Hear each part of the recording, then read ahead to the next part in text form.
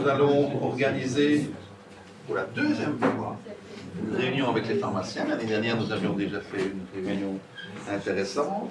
Et donc, il nous a semblé important, en fin d'année 2019, de rencontrer nos amis les pharmaciens. J'ai bien insisté. Les mentalités évoluent, c'est bien. Oui, quand même, il y a du progrès depuis quelques années. Pour nous parler de l'actualité déjà en cours, parce qu'il y a eu des nouveautés depuis le 1er novembre, et de l'actualité très proche, le 1er janvier, avec des périodes d'adaptation, je pense, parce qu'il y a encore quelques questions qui se posent, et pour nos patients et pour nous-mêmes, sur la façon dont nous devrons délivrer nos futures ordonnances.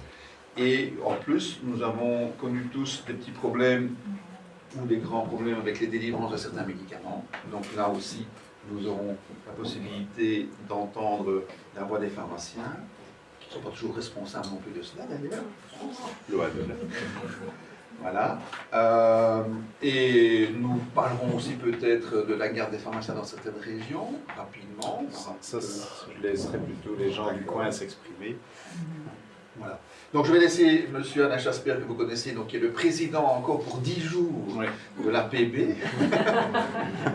Donc on ne l'invitera plus l'année prochaine. Non, aucun intérêt. Vous avez raison. Non, on continuera quand même. Pour nous présenter ces différents sujets, et puis on posera les questions après. Oui, ok. Facile. Pas de souci.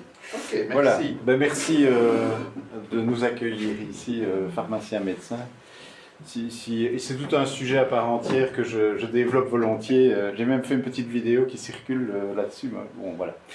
Les sujets qu'on va aborder, c'est les indisponibilités de médicaments, parce que ça empoisonne la vie de tout le monde. Il y a pas mal d'évolutions aujourd'hui, même au niveau politique. Jeudi à la Chambre, il y a le vote sur une loi. Je vais vous en parler, parce qu'on a beaucoup travaillé en termes... Vous savez que la APB fait un peu du lobby quand même, voilà. Nouveau format d'ordonnance... Et la durée de validité des ordonnances, c'est quand même un sujet à aborder. La prescription électronique et l'obligation au 1er janvier 2020. La réforme de garde, je dirais où on en est nous, mais pas loin finalement. Alors, indisponibilité des médicaments, il y a eu énormément de débats sur les plateaux de télé, radio, journaux, etc. Beaucoup de choses qui ont défrayé la chronique. En fait, je vais vous parler parce qu'il y a deux causes majeures d'indisponibilité. Et ça, les gens confondent souvent. Il y a les indisponibilités vraies et il y a le contingentement. Mais finalement, pour le patient, c'est le même résultat. Quel est le impact au niveau des patients, les pharmaciens, les autres professionnels de la santé, et qu'est-ce qui a été fait, quelles sont les évolutions récentes, parce qu'il y a quand même énormément de choses qui ont été faites. Alors, si on parle des indisponibilités vraies, alors les indisponibilités vraies sont liées à une cause essentielle, qui est celle, aujourd'hui dans l'industrie pharma, vous savez qu'on est dans un monde où il y a énormément de concurrence, il y a une énorme pression sur les prix des médicaments anciens notamment, et donc ça a forcé l'industrie pharmaceutique à rationaliser les sites de production et à tendre les flux. Vous savez que 80% des matières premières qui constituent les médicaments sont fabriquées en Asie, donc, en tout cas hors Europe et hors États-Unis. Et donc s'il y a le moindre problème qualitatif, s'il y a le moindre problème de production, comme le médicament, et fort heureusement, reste le bien de consommation le plus contrôlé au monde, les firmes sont obligées de délivrer des produits qui sont corrects et par rapport au dossier d'enregistrement. Donc, clairement, s'il y a le moindre grain de sable dans la chaîne de production aujourd'hui, ça génère automatiquement un problème d'indisponibilité et d'accessibilité aux médicaments, vu cette rationalisation et le fait qu'ils tendent les flux. Alors, voilà, le lot n'est pas libéré, et quand un lot n'est pas libéré, avant qu'ils puissent reproduire, ils doivent avoir l'aval des agences des médicaments des pays où le médicament est commercialisé avant de pouvoir relancer la production, pour vous montrer la qualité du Voilà, donc ça crée énormément de problèmes, et ça veut dire quoi? Ça veut dire que le médicament, il n'y en a plus. Alors on dit, oui, ok, tiens, il n'y en a plus. Pourquoi il n'y en a plus en Belgique? Pourquoi il en reste encore en France? Parce qu'évidemment, les stocks dans les pays peuvent être de niveaux différents, et donc forcément, il y a un stock qui peut être plus facilement consommé dans un endroit qu'un autre, et c'est pour ça qu'il en reste. Mais la production est arrêtée. D'accord? Donc ça, c'est ce qu'on appelle les indisponibilités vraies. Voilà. A contrario, le contingentement, c'est quelque chose d'artificiel. l'industrie pharma, quand elle produit les médicaments, ils programment les productions souvent à 3 ans à l'avance. Donc ils estiment, enfin il faut les planifications des productions en 2 et 3 ans à l'avance. Donc ils disent, voilà, pour tel pays, on va fixer autant de boîtes, etc. Ça, c'est mondial, etc. Donc la Belgique, c'est un confetti, j'y reviendrai tout à l'heure. Il faut savoir que la politique des prix des médicaments est une compétence des États, et pas de l'Union européenne, ni de quoi que ce soit. Donc chaque État a la liberté de fixer des prix différents. Évidemment, les firmes essayent d'avoir le prix le plus élevé, voilà. On ne va pas entrer dans le détail. Mais ce qui fait qu'il y a des différences de prix dans les pays européens. Et donc il y a un système qui est tout à fait légal et qui est permis par l'Europe, parce que le médicament est considéré comme une marchandise comme les autres. Je pense que c'est une erreur, mais enfin, soit, c'est comme ça. Et donc il y a des firmes qui sont spécialisées dans l'importation et l'exportation parallèle des médicaments. Et même certains grossistes peuvent exporter des lots de médicaments parce que le médicament est plus cher ailleurs, ben c'est bingo tout de suite, et on fait cassa très, très facilement. Que font les firmes pour essayer d'endiguer ce phénomène? Ben, elles fixent des quotas par pays. Elles disent, voilà, la Belgique, il y a eu 100 boîtes l'année dernière, ben on va faire 110 boîtes, prendre une marge de sécurité, et voilà. Comme on est dans les flux tendus et tout ça, rappelez-vous, donc c'est s'il y a le moins de problèmes, voilà. Et donc ces quotas, une fois qu'ils sont dépassés, les grossistes répartiteurs ne sont plus livrés. Tout ça pourquoi? Pour essayer d'éviter ce phénomène de vente de l'eau vers l'extérieur. Les grossistes ne sont plus livrés, mais les médicaments, il y en a toujours. Et donc les pharmaciens peuvent, lorsqu'ils savent que c'est un médicament contingenté, téléphoner directement au siège social de la firme et commander les médicaments par quantité limitée, maximum 5 boîtes, qui vient par transporteur. Donc c'est-à-dire la chaîne de distribution classique du médicament est bypassée, et c'est un système mis en place par l'industrie. Mais finalement, quand le patient arrive le vendredi soir avec son ordonnance et qu'il dit « Zut, je n'ai plus de médicament » et que c'est un médicament contingenté, que le pharmacien l'a délivré pendant la journée, et puis zut, il ne le reçoit pas par son grossiste, ben, il n'en a plus dans le tiroir. Ah zut, il est contingenté, allô la firme, pour 5 boîtes, et voilà. Et le temps que ça arrive, ben, le patient, on a fait des calculs, reste parfois plusieurs jours sans médicaments. Quand on est dans certaines pathologies, ça peut poser problème. Mais ça emmerde le monde, hein, soyons clairs. Alors, les producteurs sont obligés de livrer aux grossistes répartiteurs. Ça, c'est une chose, une loi, mais il n'y a pas de délai. Donc, ça permet de faire du contingentement. Les grossistes répartiteurs sont obligés de livrer les pharmaciens dans les 48 heures. Ça, c'est la loi. Et pour contrer voilà, les quotas. Et voilà. Donc, ça crée, si vous voulez, des phénomènes de pénurie temporaire qui ressemblent très fort aux pénuries vraies, mais qui ne sont pas vraiment des pénuries vraies. Voilà, ça c'est les deux, j'espère avoir été clair, parce que, voilà. Alors, quand on parle d'indisponibilité vraie, jusqu'à présent, et ça va encore continuer à mon avis, c'est plutôt de la gestion au cas par cas. Je vais vous donner quelques exemples. On a eu à un moment donné, avec pression sur les prix, la firme Terabel a dit, moi la warfarine, je vais arrêter Marévan, je vais arrêter de le commercialiser en Belgique, je ne gagne plus ma vie là-dessus, basta, un petit confetti à l'échelle du monde, ça ne m'intéresse pas, et donc j'arrête la production. Ça a créé la panique au niveau médical. Je sais qu'ici, côté francophone, on est plutôt au Saint-Tron, et côté flamand, on est plutôt au Marévan, encore une histoire linguistique. Et donc, ça a créé la panique, parce que shifter du Marévan vers le Saint-Tron du jour au lendemain, parce qu'il n'y en avait plus, ça peut créer des problèmes au niveau pathologie.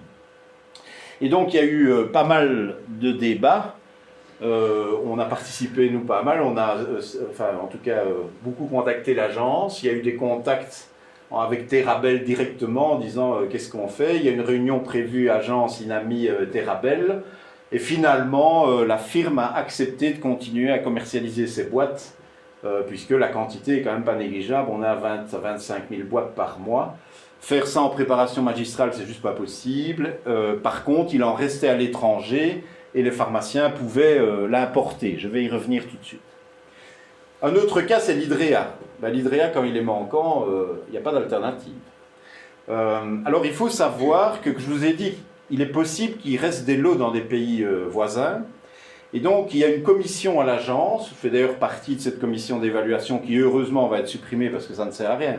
On nous demande notre avis sur le fait, est-ce qu'on peut, oui ou non, importer un produit? On dit toujours oui, évidemment, c'est un peu débile de dire. Enfin bref. Donc, elle va être supprimée. Et donc, il restait des lots d'hydréa, je ne sais plus dans quel pays, enfin soit, et la firme peut dire, ben, je demande l'autorisation à l'agence d'importer des lots français, par exemple, pour la Belgique, et l'agence dit, ok, mais il faut évidemment adapter les notices dans les 3 langues, gna gna gna, enfin tous les trucs, mais le patient continue à être servi, on anticipe un peu ce phénomène de pénurie. Il faut savoir que les firmes savent directement qu'il va y avoir un phénomène de pénurie, donc elles peuvent déjà prendre des disponibilités. Voilà. Quand il n'y a pas ça, on a différentes options qui peuvent être prises. Je prends le cas du Questran. Hein, c'est un médicament qui est peu prescrit, mais enfin certains patients en ont besoin. Donc il y a eu une indisponibilité qui est toujours en cours d'ailleurs du 14 août 2019 qui était annoncée jusqu'à Noël. La seule solution là, c'était que les pharmaciens importent eux-mêmes. Donc on peut le faire. Il y a combien de médecins dans la salle? Levez le doigt. Okay. Quand vous savez qu'un médicament est indisponible et que vous savez que le pharmacien peut l'importer, qu'est-ce que vous devez faire? C'est le patient. Mais enfin, ce n'est pas grave. Ça confirme bien ce que je pense. Vous savez que légalement, vous êtes obligé de faire une autorisation d'apporter le médicament que vous devez joindre à l'ordonnance. Personne ne le fait, on est bien d'accord. Okay.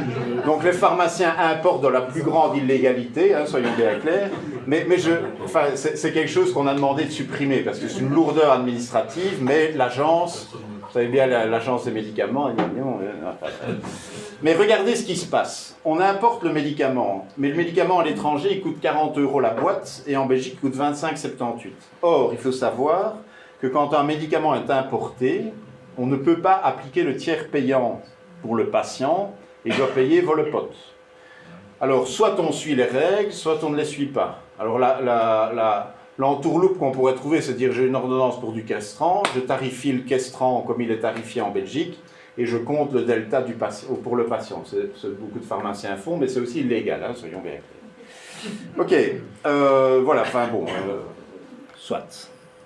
Oui, comme c'est simple. Et je peux vous montrer d'autres exemples, comme le Fémaral, Tegretol, l'Aldactazine, Burinex, etc., qui sont des médicaments qu'on peut importer et qui causent le même problème. On a mesuré le nombre d'indisponibilités qui sont mentionnées sur le site de l'agence. Parce qu'une firme qui constate une indisponibilité sait qu'il va y avoir une rupture de fabrication, qui va durer plus de 14 jours, elle est obligée légalement d'en informer l'agence des médicaments. Il y a un site public accessible qui mentionne d'abord. On a regardé, vous voyez, 2016, 2018, enfin bref, vous voyez le nombre d'indisponibilités. Hier soir, je suis allé voir, c'est un nouveau système, je vais vous en parler. Il y avait 687 médicaments indisponibles en Belgique aujourd'hui. Donc c'est énorme en fait. Ok, je vous montrerai des exemples. Si on regarde les contingentés, alors les contingentés, les pharmaciens, pour essayer de se simplifier la vie et aussi mesurer l'ampleur du phénomène, puisque personne n'aide là-dedans, et les firmes sont hyper opaques, c'est difficile, elles ne disent pas qu'un médicament va être contingenté ou l'est. On crée un site qu'on appelle pharmacontingentement.be, et on demande en fait aux pharmaciens de commander leur boîte auprès des firmes. C'est un système automatique, je veux telle boîte, ça envoie un mail directement à la firme et la livraison se fait à la pharmacie. Mais tous les pharmaciens ne passent pas par là, il y en a qui téléphonent direct aux firmes, bon voilà. Et donc on mesure comme ça le nombre de boîtes commandées tous les mois, et vous voyez qu'on arrive à 1400 commandes, par exemple, dans les mois les plus élevés, mais ça, ce n'est qu'une partie du phénomène. Donc, en fait, on estime aujourd'hui que le phénomène du contingentement est plus ou moins équivalent à celui des indisponibilités vraies. Donc si on dit qu'il y a 687 médicaments indisponibles vrais, il y a 400-500 médicaments contingentés. Voilà. Donc ça présente pas mal de problèmes. Ok, donc ça c'était le site de l'agence, et vous voyez les firmes doivent dire la spécialité, les conditionnements, où c'est l'autorisation, la date où le problème est parvenu, et la date à laquelle normalement il va être résolu, et la raison pour laquelle le médicament est indisponible. Il faut savoir qu'on a fait une étude pour savoir combien de temps les pharmaciens passaient à essayer de trouver des problèmes aux médicaments indisponibles ou aux médicaments contingentés. Et en moyenne, c'est 5 à 6 heures par semaine.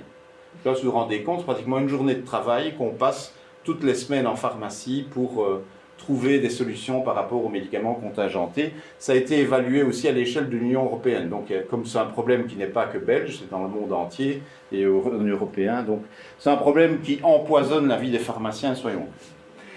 Alors, il y a un groupe de travail qui existe depuis 2 ans et qui est fort actif au niveau de l'agence et qui réfléchit. Et on commence à voir les solutions arriver, enfin les solutions, les systèmes pour essayer d'amoindrir le phénomène. Et une des choses essentielles, c'est d'abord de mettre d'accord les pharmaciens, les grossistes et l'industrie. Parce que ces 3 acteurs ne sont pas toujours d'accord. Et je dois avouer qu'il y en a un qui est dans le truc, c'est les grossistes de médicaments, qui évidemment sont ceux qui jouent le jeu de l'importation et de l'exportation souvent, et qui, je vais vous dire ce qui s'est passé. Soit. Alors, c'est presque une saga finalement ce machin. Alors les indisponibilités vraies, je vous ai dit c'est un problème international. Quand c'est 14 jours, ça va au niveau de l'agence. Quand il y a des assets de commercialisation, c'est par exemple voilà. Est-ce qu'il y a des alternatives? Alors, dans les alternatives, au niveau de l'agence, il y a, ce qui est nouveau, c'est qu'on a créé ils ont créé un arbre décisionnel qui permet de dire, il y a une spécialité qui est manquante, ok, est-ce qu'il y a une alternative? Oui, non. S'il n'y a pas d'alternative, quelles sont les solutions? Apportation par le pharmacien, et s'il n'y a pas, est-ce qu'on peut faire une préparation magistrale? Sinon, ça passe par un problème où il y a une réelle indisponibilité, comme par exemple Clamoxyl IV. Et ça passe par une task force qui doit trouver une solution et proposer une solution aux prestataires de soins. Alors, nous, ce qui nous intéresse beaucoup, et j'y reviendrai, c'est que quand on change de marque dans un médicament, je veux dire que dans 80% des cas, il n'y a aucun problème. C'est ce qu'on appelle la liste des molécules switch, c'est-à-dire on a démontré que si on changeait un bisoprolol, M-Concor par un isotène, ça ne posait pas de problème majeur pour le patient.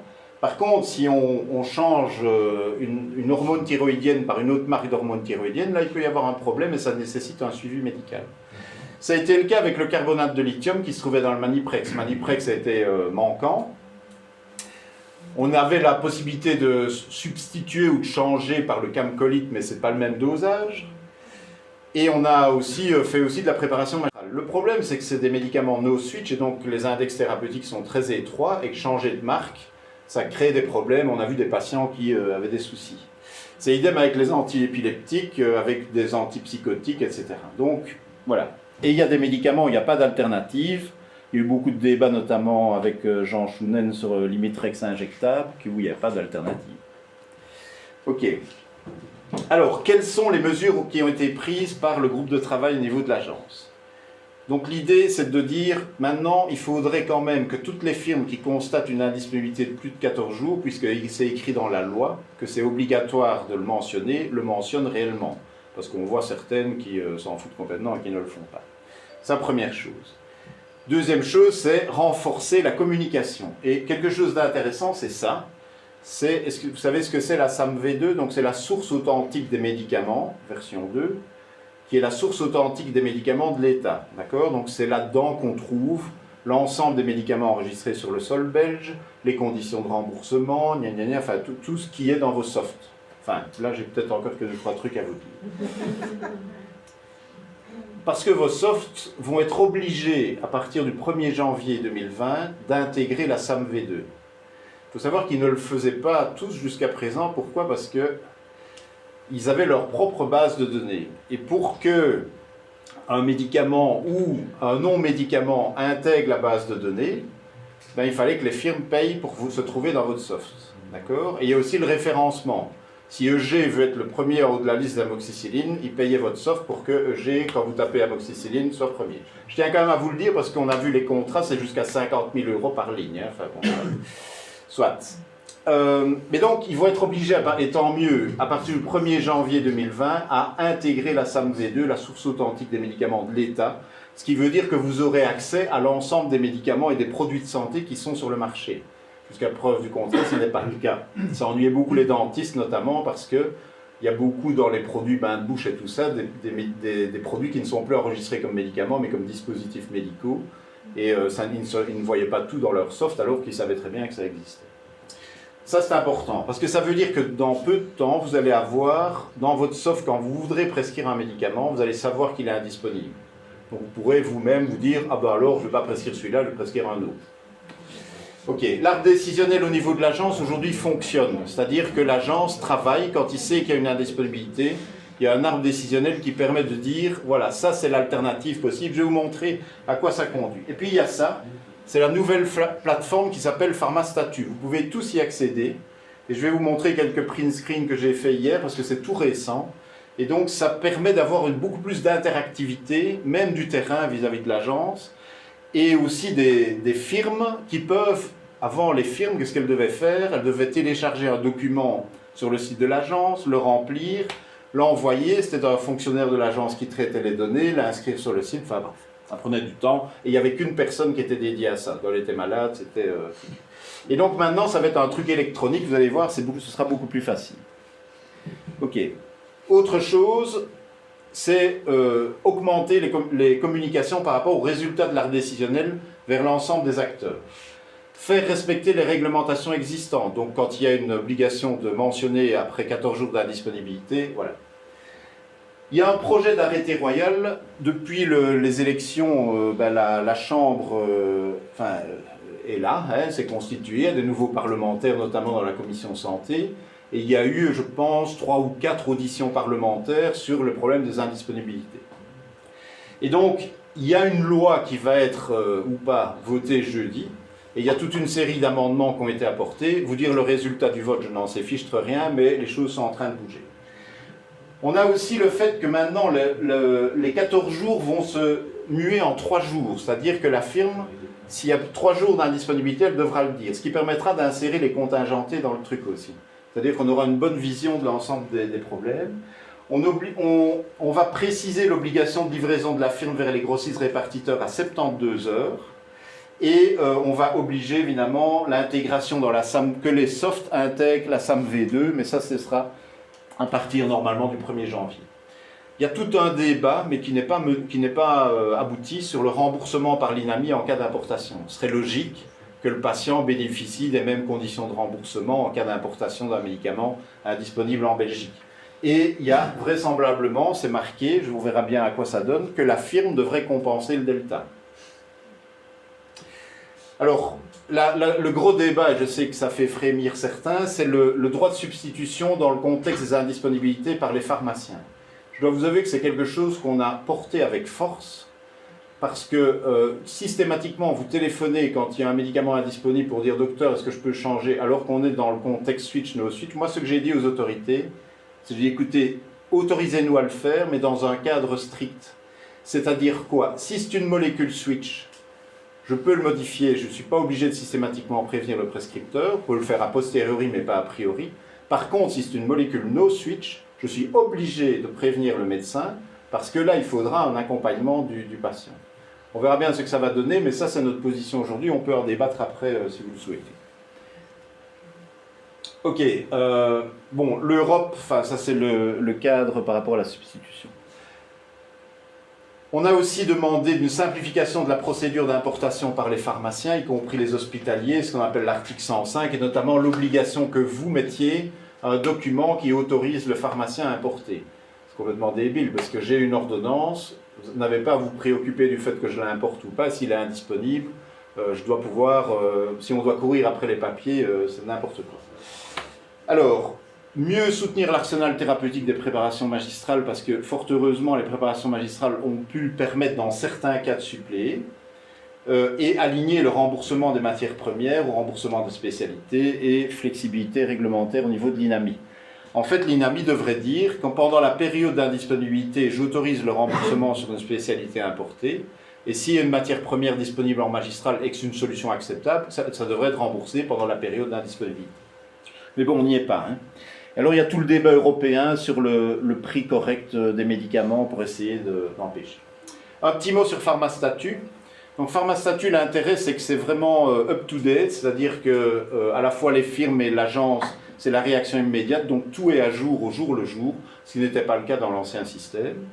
Les informations sont exhaustives, c'est-à-dire qu'on a la date de début de la disponibilité, c'est déjà le cas, la date prévue de fin ou de sa prolongation, ce que les firmes faisaient rarement, la raison de l'indisponibilité et son impact, et l'agence fournit des informations complémentaires. Je vais vous montrer quelques sprint screens, c'est pas mal, je trouve.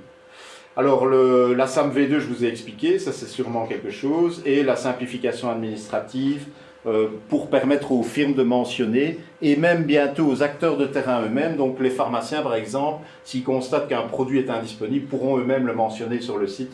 Si la firme ne l'a pas fait, ben, au moins l'agence aura des signaux. Donc aujourd'hui, PharmaStatut existe sur le site, il suffit d'aller sur le site de l'agence PharmaStatut, vous trouverez ça tout de suite. Et aujourd'hui, on donne toutes les fonctionnalités sont destinées aux titulaires d'autorisation, donc c'est les firmes, et aux patients sont prêtes. Mais vous pouvez y aller comme médecin. Vous allez voir la ligne du médicament qui est indisponible, vous allez voir toutes les raisons, savoir ce que l'agence vous propose. Il y a 3 alternatives disponibles, je vais vous montrer. Et vous pouvez même cliquer sur un truc qui vous envoie automatiquement un mail quand il y a une modification de la donnée, soit la disponibilité est prolongée, soit le médicament est revenu, et donc tout va bien. Donc c'est pas mal fait. Dans une deuxième phase qui devrait être début 2020, donc pour les pharmaciens et les grossistes, on pourra mentionner les indisponibilités directement via PharmaStatut. Or l'agence, ben, effectivement, elle va engager du personnel, il y a l'arbre décisionnel demande des gens, et il y a toute une réflexion au niveau européen entre les agences. Voilà le site de PharmaStatut, donc pour les firmes, ils peuvent directement se connecter pour mentionner l'indisponibilité.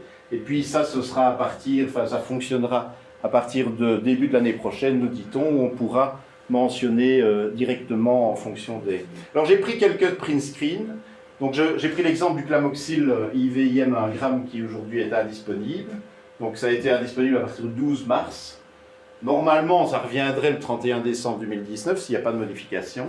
Donc c'est ce qu'on appelle un temporairement indisponible, parce qu'il est définitivement indisponible, ben, il est retiré du marché. Et l'indisponibilité est considérée comme critique par l'agence, puisqu'il n'y a pas d'alternative. Donc, vu qu'il n'y a pas de médicament, l'indisponibilité est jugée critique, un groupe d'experts réunis, enfin voilà. On attend qu'ils se décident évidemment à nous dire la solution. Je prends l'exemple du Questran, qui est toujours indisponible et qui devrait toujours revenir à la Noël. Okay. On considère que c'est une importation qui est possible par le pharmacien. Donc là, comme médecin, vous le savez maintenant, c'est déjà bien. Donc vous pouvez déjà remplir le petit papier. Et donc voilà, donc sur base d'une prescription médicale et d'une déclaration du médecin, il est toujours écrit, votre pharmacien peut délivrer un médicament importé. Je prends un autre exemple. Si on a, par exemple ici, l'Aldactone 50 qui est manquant et qui reviendra le 2 janvier 2020, ils disent qu'il y a 3 alternatives disponibles, donc pas de souci, médicament switch, pas de problème. Pour l'Aldactone 25, là il n'y a pas d'alternative en 25 mg, mais une adaptation du traitement possible, c'est-à-dire qu'on peut éventuellement couper, faire des trucs. Voilà. Donc c'est quand même, il y a une nette amélioration par rapport à la situation antérieure, par rapport à l'info. Pas les alternatives. Non, pas encore, mais ça va venir. C'est l'histoire de l'arbre décisionnel. Voilà. Ouais. Alors, pour les contingentés, il faut savoir qu'il y a une loi qui a été votée en avril 2019 et qui disait quoi, pour faire court, que pour éviter ce phénomène de contingentement, la Belgique ne peut pas l'interdire le système d'import-export, parce que c'est tout directement, vous avez l'Union européenne qui dit ce n'est pas proportionnel et vous freinez la libre circulation des biens et des marchandises. Donc qu'a fait le législateur? Il a dit c'est rien, je vais rendre transparent le phénomène d'exportation. Et il y a 2 statuts, il y a le statut grossiste qui peut exporter, et il y a le statut grossiste-répartiteur qui est obligé de livrer les hôpitaux, les pharmacies, ou d'autres grossistes-répartiteurs, mais d'abord le marché belge. Et en fait, il y a parfois des entités où tout est mélangé. Alors que le législateur a dit, on va rendre les choses transparentes. Vous êtes soit de grossiste, vous êtes soit de grossiste-répartiteur, mais vous nous le dites. Et si une firme a une commande d'un grossiste, elle sait qu'il y a un risque d'exportation, donc si elle n'a pas envie de lui livrer, elle livre que le grossiste-répartiteur. Ça a été directement attaqué à la Cour constitutionnelle par les grossistes, même des grossistes congolais, voilà. Et finalement, la Cour constitutionnelle a annulé la loi. Donc aujourd'hui, on est en train d'essayer de retrouver des nouvelles options, dont une partie vont peut-être être discutées. Voilà, il y a plan A, plan B, plan C, je sais pas. Alors, qu'est-ce qui se passe à la Chambre jeudi, à 14h15, vous voyez, proposition de loi. modifiant la loi sur les médicaments en ce qui concerne les pénuries. Il y a différentes propositions de loi qui émanent des différents partis. Et il y a toute une série d'amendements. Et que dit cette loi? Je me suis amusé à lire un peu, mais je vous dis, prenez ça avec des pincettes parce qu'on ne sait pas toujours ce qui va se passer. C'est déjà passé par la commission santé de la Chambre qui a approuvé, mais ça doit passer en séance plénière. Donc c'est quoi? Obligation de signalement des pénuries plus des motifs, on a entendu. Augmente les amendes sanctionnant le non-respect de l'obligation de signalement, donc l'histoire des 14 jours qui va devenir 3 jours. Si la firme ne le fait pas, elle risque une amende. Possibilité de suspendre des exportations de médicaments temporairement indisponibles. Donc s'il y a un médicament qui est indisponible, c'est toujours les trucs en cascade. Hein. Il y en a A est indisponible, on met B, mais B devient vite indisponible. Si on continue à l'exporter, voilà. Donc ça, je pense, assez intelligent. Détail par ailleurs la responsabilité du grossiste-répartiteur en précisant l'obligation de livrer dans les 24 heures cette fois-ci le pharmacien et en sanctionnant le non-respect, puis les amendes qui vont être renforcées de 1000 à 100 000 euros par rapport à ceux qui veulent verrouiller le marché, hein, parce qu'on pourrait évidemment conditionner le marché à des fins lucratives, etc. Et les coûts supplémentaires résultant d'une pénurie à charge du responsable de cette pénurie, c'est l'histoire du remboursement INAMI et du delta qui pourrait être pris en charge par la firme. C'est voté jeudi, et on verra bien. Il y a plein d'amendements, hein, vous les voyez tous là. Des amendements qui, par exemple, disent on va aussi simplifier la procédure administrative pour les pharmaciens, donc ne plus demander aux médecins de faire un truc. Je ne sais pas si ça va passer. Enfin, il y a d'autres amendements à suivre dans la presse. Au niveau médecin, je pense que bientôt vous aurez dans votre soft l'information claire qui émane de la SAM V2 et donc de source de données PharmaStatut. Dans votre soft, ce sera quand même beaucoup plus facile. Donc, c'est quand même une communication. Ça ne va pas régler le problème d'indisponibilité vraie, mais au moins on peut prévenir les complications pour le patient. Les relations avec les pharmaciens, je sais que parfois c'est un peu compliqué dans ce contexte-là parce qu'il y a une grande nervosité dans les officines. Parce que c'est difficile à gérer tous les jours et donc il faut avoir un peu de compréhension parfois, donc voilà. Et voilà, au niveau de la substitution, peut-être un débat qu'on peut avoir par la suite, mais il y a, à un moment donné, il faut bien dire, quand on est dans des situations comme ça, prévenir systématiquement vous atteindre quand on doit changer, avec presque 1000 médicaments à problème, ce n'est plus possible logistiquement. Et ce ne sera pas 5 à 6 heures par jour, peut-être 10. Donc peut-être encadrer scientifiquement et dire pour telle situation, si et seulement si en cas d'indisponibilité, assurer d'abord la continuité des soins pour le patient et votre intention thérapeutique, switch et no switch, et si vous vous êtes opposé à la substitution, alors là on vous téléphone quel que soit le cas de figure. Ça c'est ce qui serait proposé. Ça c'est le premier sujet. Ça va ? Ou vous endormez. On continue. Pardon. Oui. Ce qui est gênant pour nous, par exemple, pour la ranitidine Zontac, on sait que c'est disponible, on ne sait pas combien de temps. Non. Et ça, c'est réellement gênant. Dans votre PharmaStatut, oui, ça vous allez voir. Hein. Vous allez voir clairement. On peut nous mettre à les garder. Tout à fait. Pour un médicament qui est courant, qui nous gêne vraiment. Vous pouvez aller voir s'il reste des alternatives disponibles, et dans ce cas-là, vous pouvez continuer à prescrire s'il y a un shift, voilà. Ouais. Ou téléphoner à la pharmacie, voir ce qui reste. Il y a eu un problème d'impureté, j'ai vu qu'il y avait un nouveau problème d'impureté avec de la nitrosamine dans les metformines. Donc, on a eu avec les valsartans, les sartans, enfin bon, je sais pas, made in China, qu'est-ce que vous voulez que je vous dise? Les alternatives, c'est au niveau du principe actif ou au niveau de la classe thérapeutique? C'est même... Ah non, principe actif, donc la condition, si tu parles de la substitution, ce serait même principe actif. Non, pas la substitution, dans ce cas de figure, parce que la ranitidine, quand on parle des alternatives à la ranitidine, il suffit d'aller sur le site CBIP, mettre le principe actif, et on a ce qu'on appelle le groupe thérapeutique. Oui. Il y a tous les médicaments qui contiennent le même principe actif. C'était déjà dans la base de données du CBIP. Oui. C'est de ça qu'on parle quand on dit alternative. Absolument. Des médicaments qui contiennent la même molécule. Donc, voilà. La ranitidine, elle n'utilise pas du marché. Bah oui, voilà. Quand on regarde le CBIP, il n'y en reste plus aucune. On sait bien, mais ça c'est un problème d'impureté, donc il faut qu'elle soit résolue.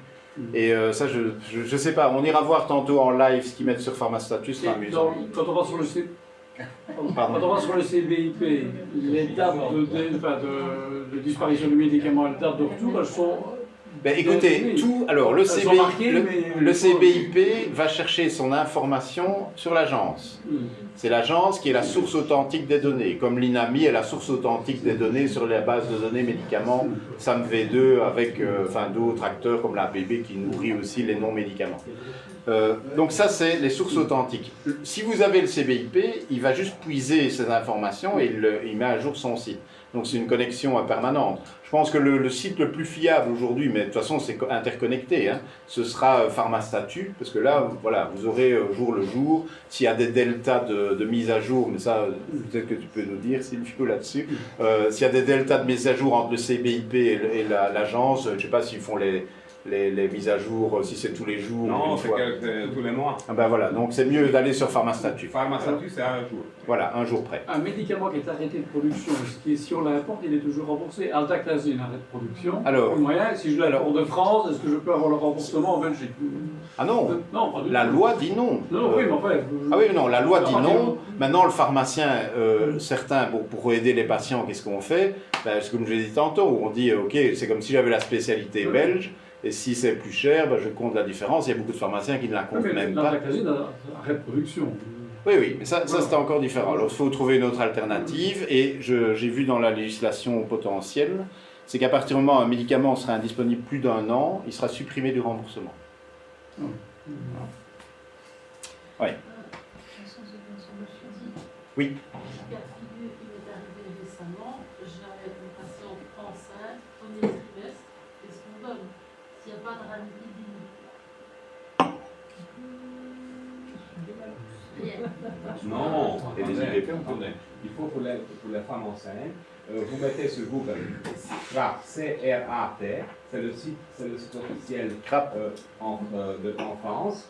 Et là, ils sont vraiment... C'est lecrat.org. Lecrat.org. CRAT.org. Et là, c'est vraiment très détaillé, tous les médicaments possibles dans le CRAT. C-R-A-T. Lecrat.org. Lecrat.org.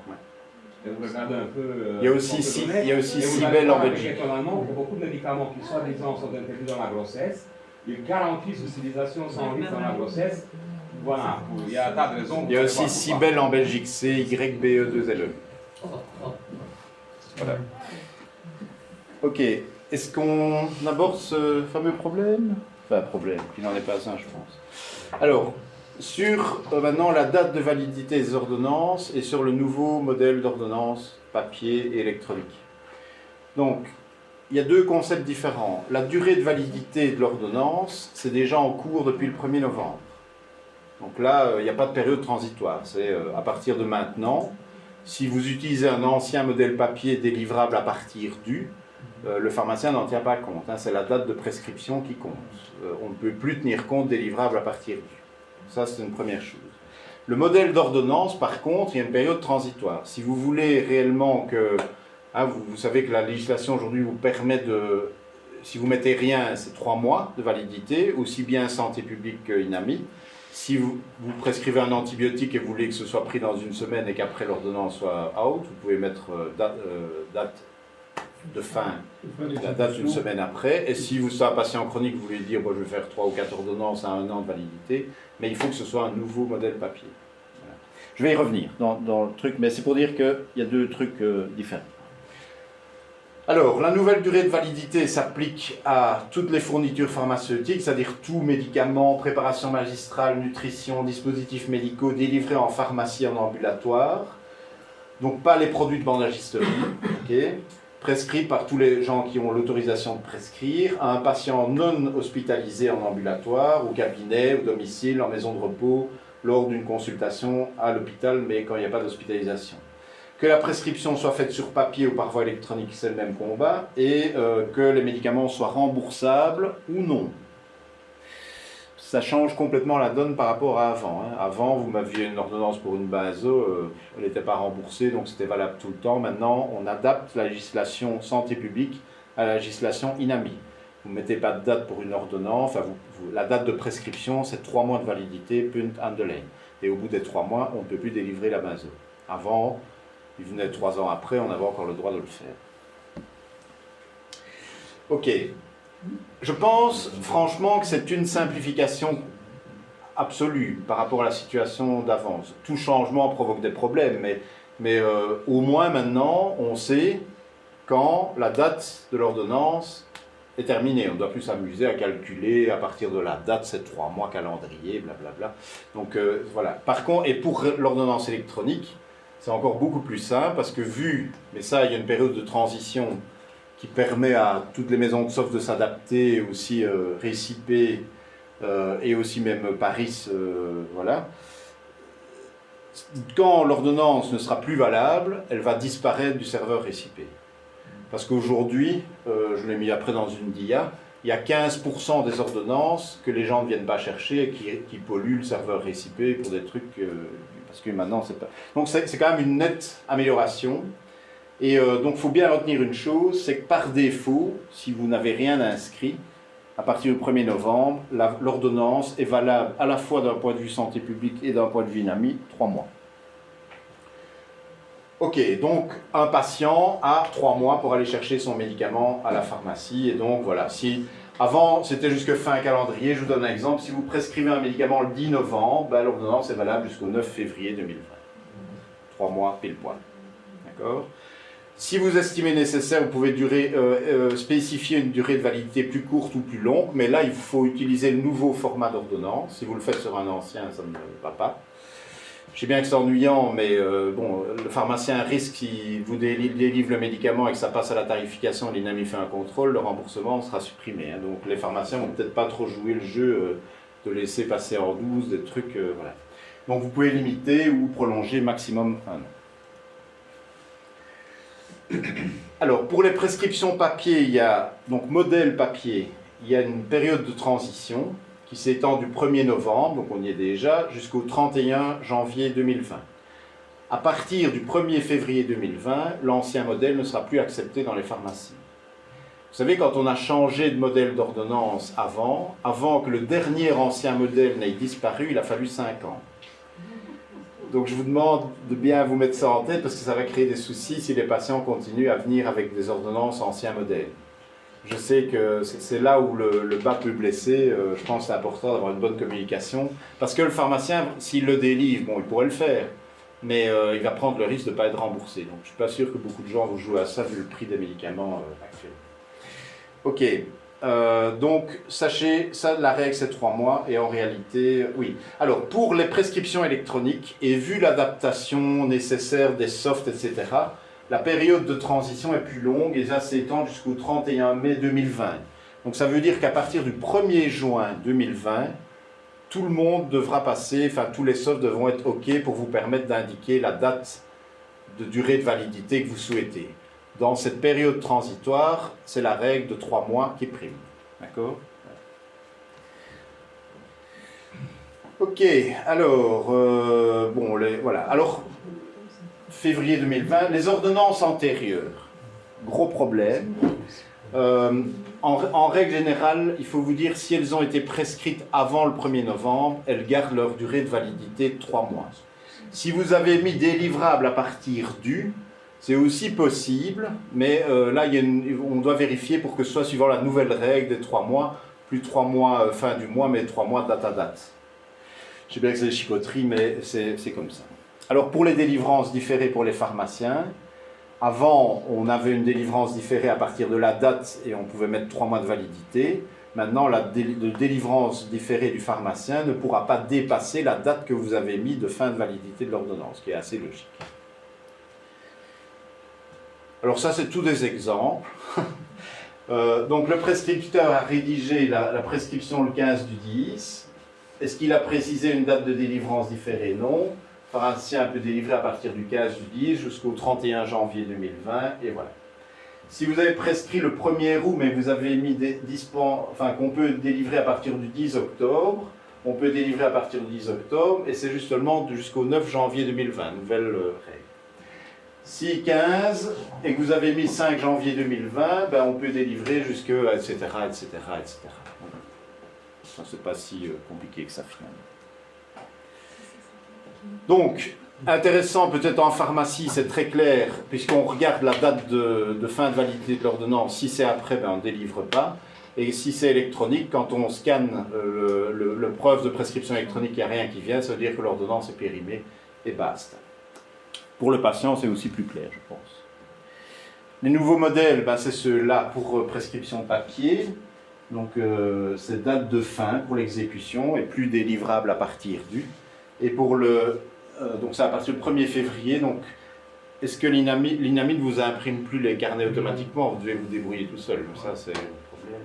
Ce qui est très bien, c'est la petite ligne. L'application, à partir du 1er novembre, elle va garder 50 ans. Oui, c'est bien possible. Preuve de prescription électronique, ce sera exactement la même chose. Hein. Donc, il y aura une date de fin de validité, mais qui sera en application à partir, obligatoirement et normalement pour tous les softs, à partir du 1er juin. Ok, ben voilà, ça j'ai dit. Voilà. Ça c'est pour les ordonnances, nouveaux modèles, prescription électronique. En ce qui concerne Récipé maintenant, l'ordonnance électronique, donc il y a 2 obligations à partir du 1er janvier. C'est une obligation de prescrire en prescription électronique sauf exception, et obligation que les softs intègrent la SAM V2 dans tous les softs de tous les dispensateurs de soins, y compris pharmaciens, médecins. Donc, au cabinet, lors d'une consultation à l'hôpital ou d'une autre institution, cette obligation ne concerne que les médicaments prescrits sous le nom de marque, dénomination, préparation magistrale, indépendamment que le médicament soit remboursable ou pas. Alors, je sais que ça fait débat, mais je vous invite systématiquement à imprimer une preuve de prescription électronique. On a beaucoup parlé de dématérialisation, c'est encore un nuage. Parce que le problème, c'est que quand IL tombe en panne ou qu'il y a un moindre souci, le patient vient à la pharmacie sans papier, même avec le code RID. Ben, au revoir, moi je ne sais pas ce que je dois vous donner. La preuve de prescription aujourd'hui est quand même une sécurité pour assurer la continuité des soins en cas d'indisponibilité du système. Donc faites-le de manière systématique. Je pense que c'est quand même quelque chose de prudent. Quelles sont les exceptions? Je suppose que vous les savez. Si vous avez atteint l'âge de 64 ans au 1er janvier 2020, vous n'êtes pas obligé de prescrire de manière électronique.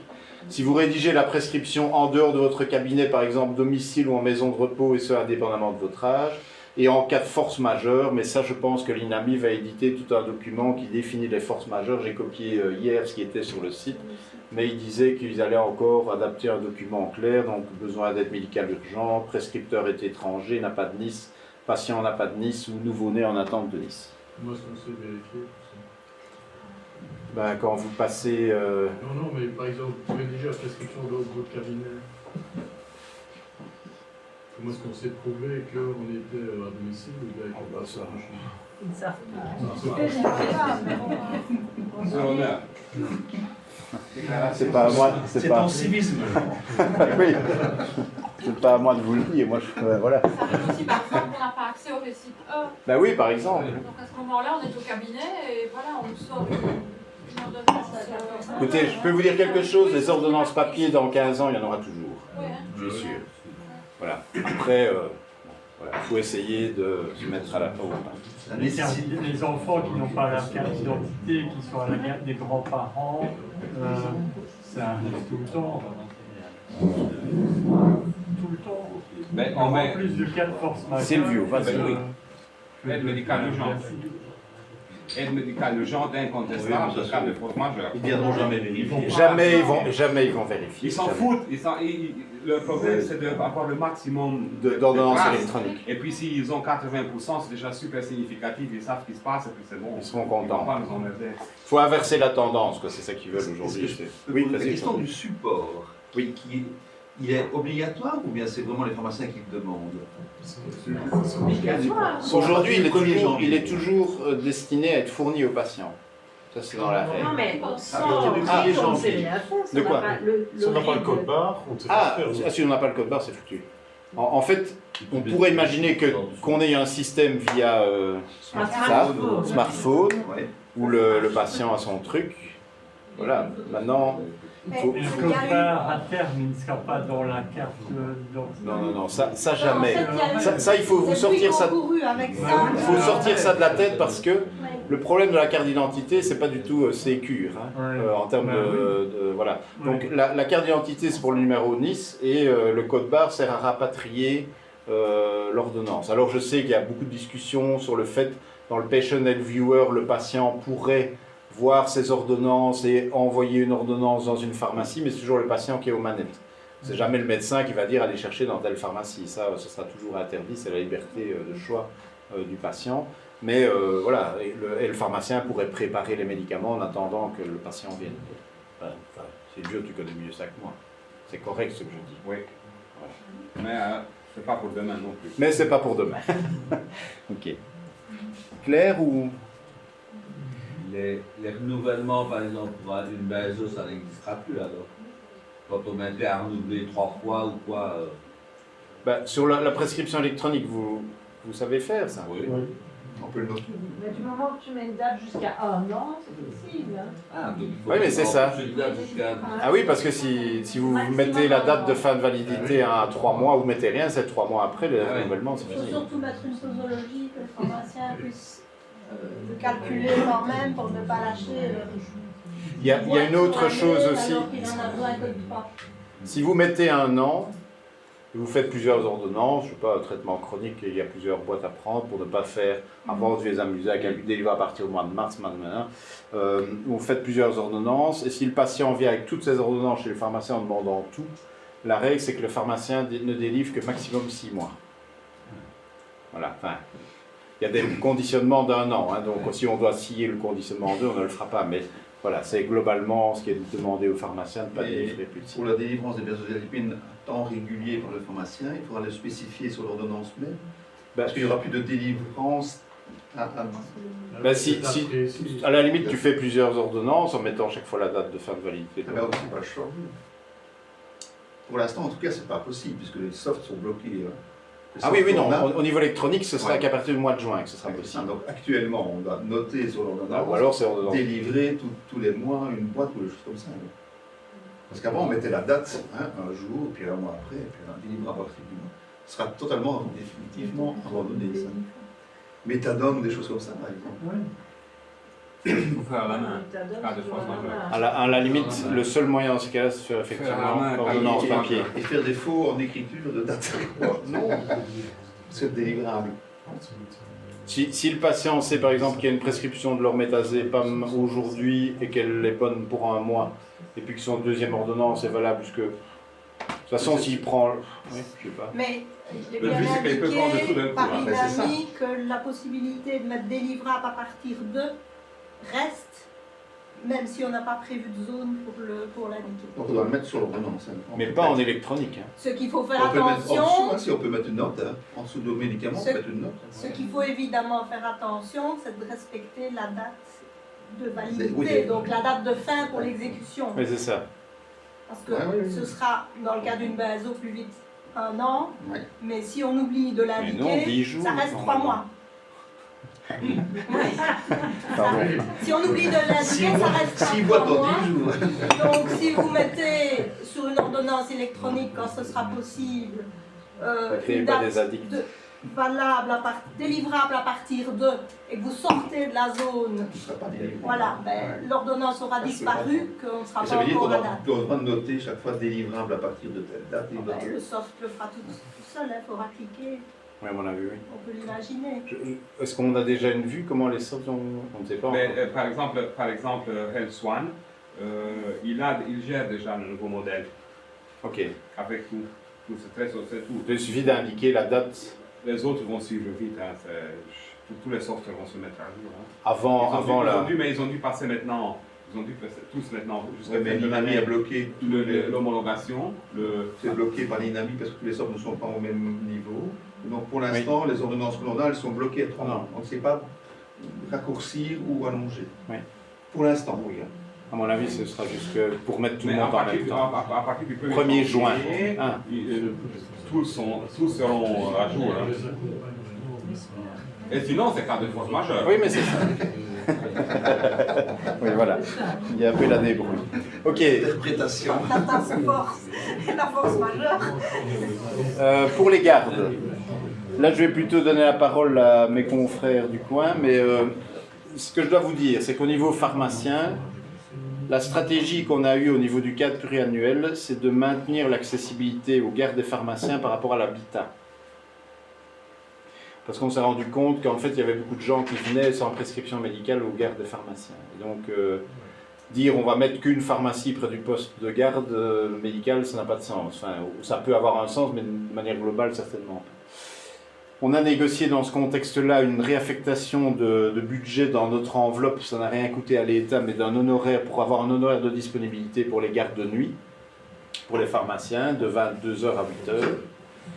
Et bon voilà, on a une discussion au Conseil fédéral de l'APB sur comment s'arranger au niveau avec les médecins pour essayer, si on définit les zones de soins de première ligne, comme c'est quand même dans l'air du temps en Flandre, par exemple, Eerste Zone, ça va sans doute venir en Wallonie, avec les grands bassins hospitaliers de 500 000 habitants, mais peut-être des lignes, des zones de première ligne qui ressemblent au cercle de médecine générale de garde. Je pense que ça, c'est une bonne vision.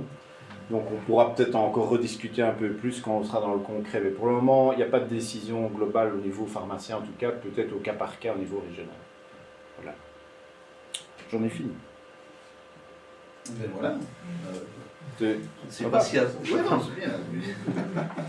Je ne sais pas s'il y a des remarques d'abord sur tout cela, s'il y a des questions. Oui, Sophie. Il y a quelque chose que je trouve de plus en plus fréquent et qui n'est pas évoqué ici, c'est que quand on switch sur une molécule générique, les patients ne s'y retrouvent pas quand ils sont vieux ou qui sont un peu... différents problèmes. Oui.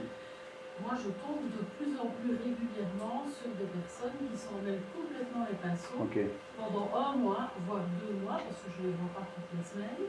Et je me rends compte au bout d'1 mois ou 2 que, par exemple, le spécialiste avait prescrit du Novovorm, et puis qu'on a substitué avec le générique, et que le patient, il a pris le double de la dose, parce qu'il a cru que c'était un nouveau médicament.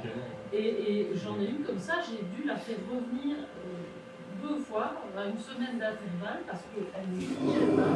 J'avais donc fait la liste, c'est impossible qu'elle fige, parce qu'il y a vraiment des gens qui ne sont pas capables, ou qui ne voient pas, ou qui sont... Et nous, souvent, nous, on n'est pas au courant, parce que le changement se fait à notre insu, et on s'en rend compte parfois 2 mois après. Oui. Et on se dit, mais oulala, qu'est-ce qui se passe? Et on doit tout revoir. Je vais être très clair avec vous, hein. Je parle APB maintenant. Ouais. Notre position, c'est la substitution non, sauf dans des cas de force majeure d'indisponibilité de manière encadrée. Dans la proposition qu'on a faite, c'est l'obligation pour le pharmacien d'informer clairement le patient et de s'assurer qu'il a bien compris. Je sais, voilà, on ne peut pas faire... De toute façon, dans l'indisponibilité, c'est soit on fait ça, soit il n'a rien. Voilà, il faut choisir.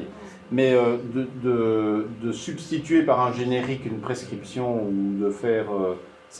je sais que ça se passe de temps en temps, il faut parfois comprendre, c'est pas toujours facile, mais de le faire très librement comme ça, sans aucune raison, pour moi, c'est pas quelque chose de rationnel. C'était même pas par rapport au pharmacien, c'est le spécialiste qui a fait le changement. Même deux médecins, entre eux, ils peuvent faire le changement, hospitalisation. Il y a plusieurs remarques à cela. Oui, c'est que les pharmacies des hôpitaux n'ont pas les mêmes médicaments. Les pharmacies d'hôpitaux n'ont pas les mêmes médicaments, ils ont un seule sorte de médicament en bêta-bloquant. Oui, ils font le changement. Mais tu dois te rattraper quand tu viens. Ils ont des formulaires, mais bon, moi, je pense, allez, la solution à ce problème, ce sera quand même quand on évoluera, et je pense qu'on va y arriver un jour, à un schéma de médication global patient, unique par patient.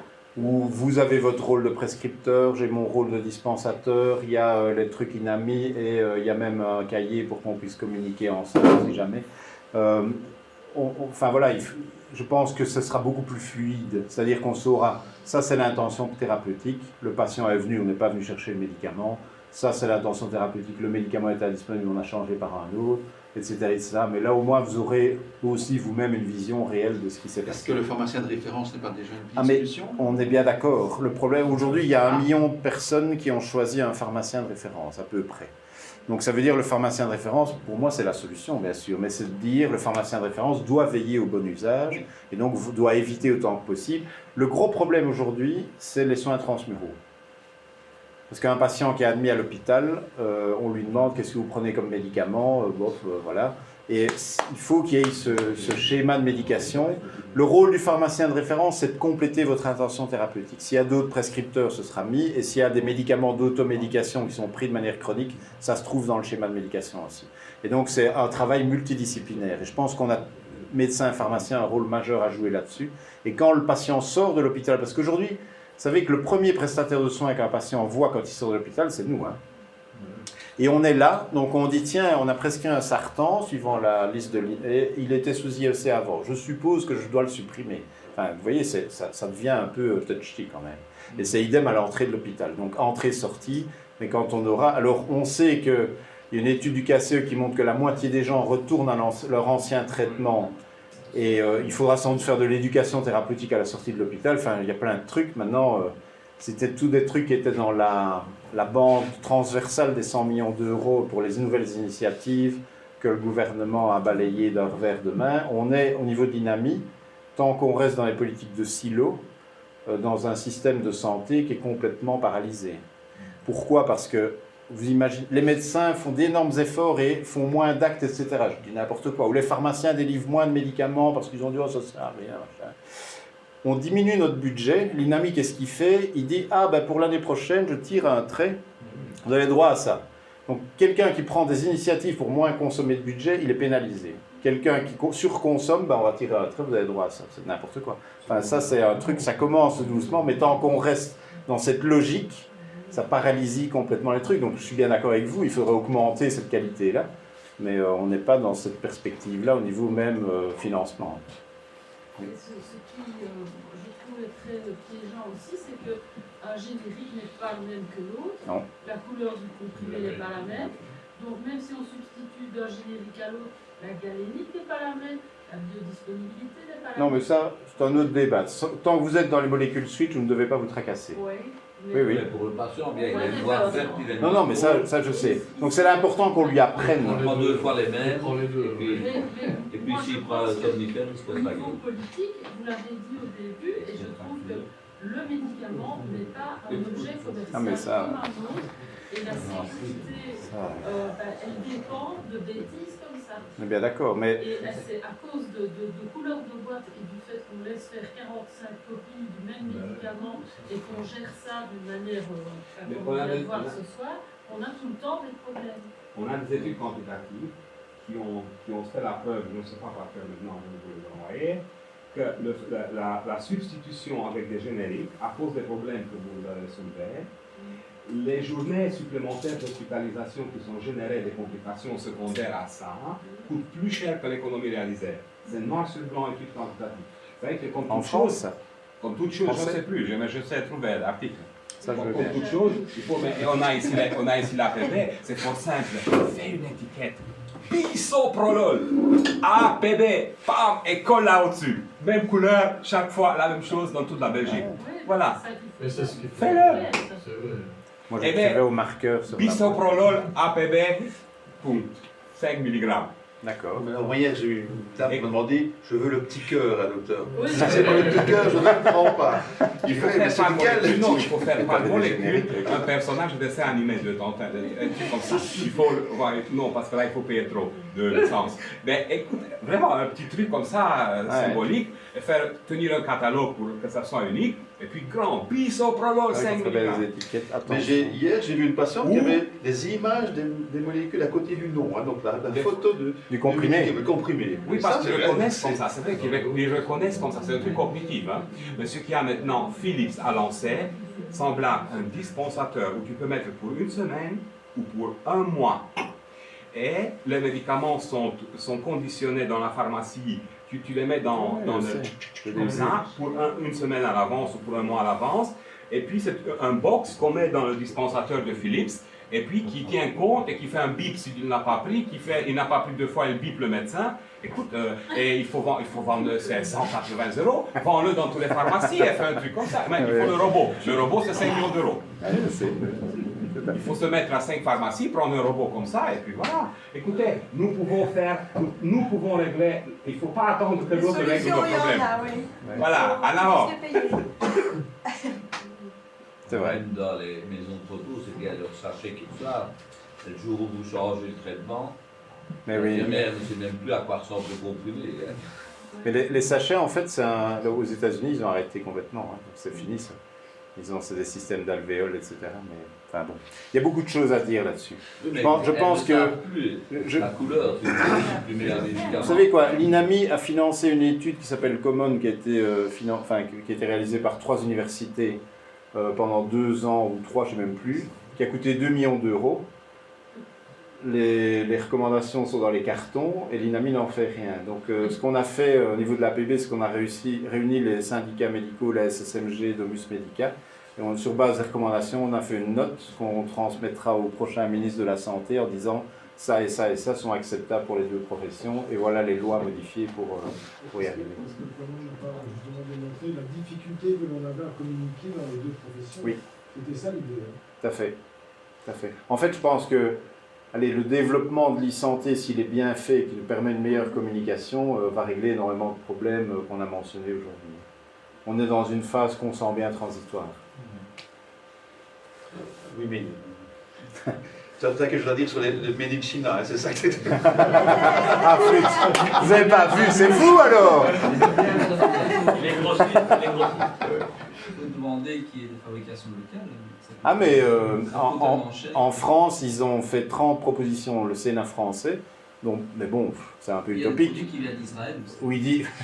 Où ils disent qu'ils veulent renationaliser certaines fabrications essentielles pour la santé publique. On a été dans l'excès contraire. Bon. Fabrication ou reconditionnement? Parce que le produit de base, il est toujours... Non, mais ça, alors, les fabrications de comprimés, tout ça, il y a beaucoup de sites de production en Belgique, hein, mais c'est toutes les matières premières qui sont problématiques. Vous savez, moi j'ai un ami qui travaille dans l'industrie, je ne vais pas dire où, c'est Wallon, et il me dit le nombre de fûts qu'on remballe parce qu'ils ne sont pas conformes à la pharmacopée, parce qu'ils analysent évidemment tout ce qu'ils reçoivent, parce que, bon, au niveau Chine, ils utilisent encore du benzène dans les solvants qui est interdit en Europe, donc quand il y a des traces de benzène, c'est au revoir. Enfin, c'est catastrophique. Hein. Enfin, voilà. Désolé, hein, mais il n'a rien à voir. Je veux dire en aide. Par rapport aux délais de livraison pour les maisons de fruits. Donc concrètement, je prescris une antibiotique pour un patient qui arrive une semaine après. Et alors, la livraison se fait à 6 h du soir. Je n'ai pas d'infirmière, les aides-soignants ne savent pas donner. Et alors, le traitement est remis au lendemain. C'est normal. Enfin bon, ne me parlez pas de ce qui se passe dans la maison de repos, je ne suis pas le plus grand défenseur de ça. Je trouve qu'il y a un gros problème qualitatif. Point à la ligne. C'est comme ça, il faut mieux donner une ordonnance papier à la famille et aller faire chercher la pharmacie de lien. Mais oui, franchement, en fait, sinon, pas de famille, une gentille infirmière dévouée ou la dame de la Croix-Rouge. Le problème, c'est que c'est devenu un marché. C'est devenu un marché. De la famille, c'est une situation pas normale. Mais non. Mais c'est devenu un marché comme un autre, et vous avez des grosses boîtes qui sont spécialisées dans la distribution, je ne parle pas de la délivrance. C'est ou la maison de repos ou la pharmacie. Le pharmacien qui ne choisit pas.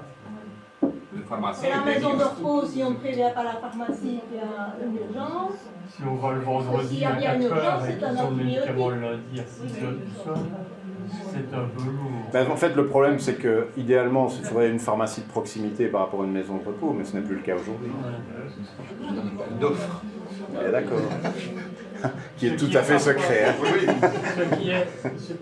Ce qui est parfois gênant et ce qu'on ne voyait jamais avant, c'est des personnes qui sortent de la pharmacie sans le traitement qu'on vient de leur mettre et on n'est prévenu que 3-4 jours après par le patient. Ah oui. Et ça, on ne voyait jamais, il y a 10 ans. Pour cause d'indisponibilité, vous voulez dire, ou bien pour cause... ou que le patient me dit, je ne veux pas prendre ce médicament. Non, il n'est pas délivré. Ah, il n'est pas délivré parce qu'il n'y en a pas. Mais le pharmacien ne téléphone pas en disant, il dit aux gens, je n'ai pas, point. Ah. Mais il ne téléphone pas. Okay. Ça n'arrivait jamais avant. Je comprends. Et ça, personnellement, je suis... Non, je comprends. Mais il faut aller manger de temps en temps au restaurant avec les pharmaciens. Hein. Avant, on mangeait plus avec eux. Quoi. Non, ça n'arrivait jamais avant.